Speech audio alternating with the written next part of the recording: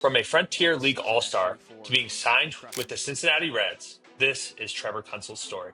Trevor came to us in the offseason of 2023-2024. He had already had like a pretty solid career with the Lake Erie Crushers playing independent baseball. And it was very interesting to me to see where some of the pieces in his game were lacking to see how we could get him to the next level.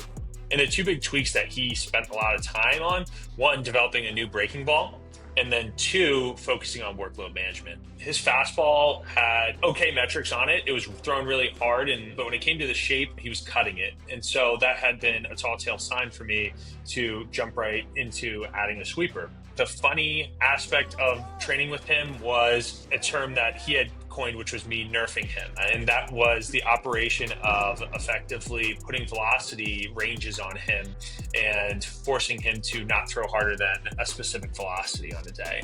If you fast forward through that summer, he had a fantastic summer where he was an all-star. It was just very apparent to me that he was throwing harder and that this guy was somebody that really deserved a chance to be playing professional baseball. He had reached out to me and was telling me about there being a possibility of him being picked up by the Cincinnati Reds. And thankfully that went through, and he's been throwing really well up to this point and early on in his first season with the Reds.